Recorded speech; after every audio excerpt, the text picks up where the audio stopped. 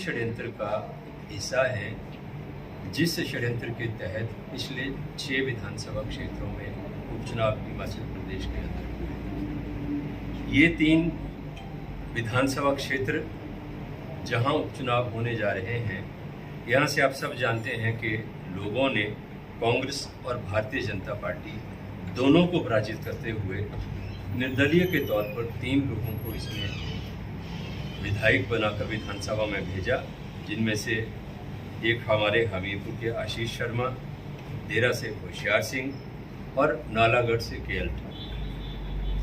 अब स्थिति बड़ी विचित्र और अजीब है कि इन विधानसभा क्षेत्र के लोगों ने दोनों पार्टियों को दरकिनार करते हुए निर्दलीय के तौर पर इन लोगों में अपना विश्वास व्यक्त किया, विधानसभा में भेजा। और 14 महीने के बाद अब फिर इन विधानसभा क्षेत्रों में चुनाव इस वजह से हो रहे हैं कि जो निर्दलीय विधायक, निर्दलीय मीन्स जनता के विधायक, जिनको दोनों पार्टियों को दरकिनार करके लोगों ने विजयी बनाकर भेजा था, मैं इसलिए उनको जनता के विधायक कह रहा हूँ कि जो जनता के विधायक थे उन्होंने भारतीय जनता पार्टी के विधायक बनने के लिए विधानसभा की सदस्यता से त्याग पत्र दिया और अब फिर से भाजपा के प्रत्याशी के तौर पर वो विधानसभा का चुनाव लड़ रहे हैं। प्रश्न ये पैदा होता है कि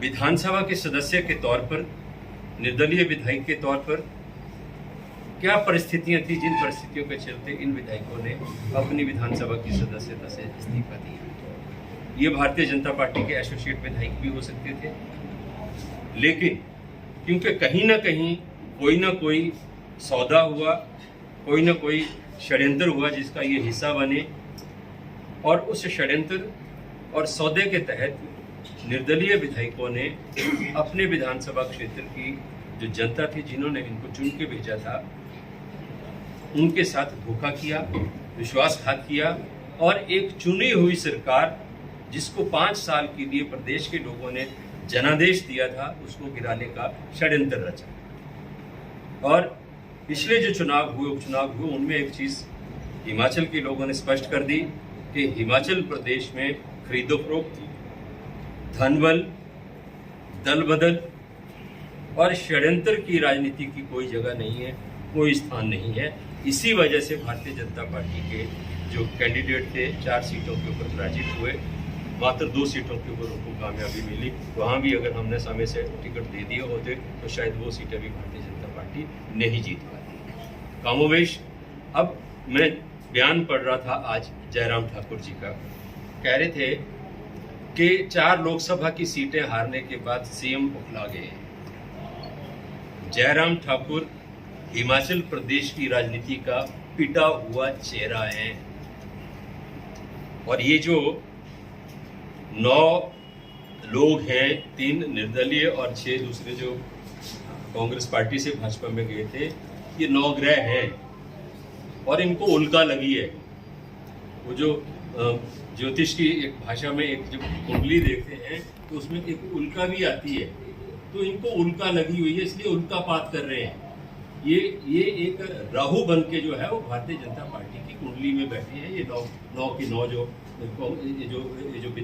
यहाँ से जिन्होंने बगावत की थी, जो षड्यंत्र में जो जिन्होंने अपना ज़मीर बेचा, जिन्होंने अपना ईमान बेचा, ये राहु बन के भारतीय जनता पार्टी की और जयराम की कुंडली में बैठे हैं। जयराम ठाकुर लगातार हिमाचल प्रदेश की राजनीति में अप्रासंगिक होते जा रहे हैं। आप उदाहरण के तौर पर मैं आपको एग्जाम्पल देना चाहता हूँ कि हिमाचल प्रदेश में 3 विधानसभा चुनाव क्षेत्रों में जयराम सरकार के शासनकाल में उपचुनाव हुए और एक लोकसभा का उपचुनाव हुआ।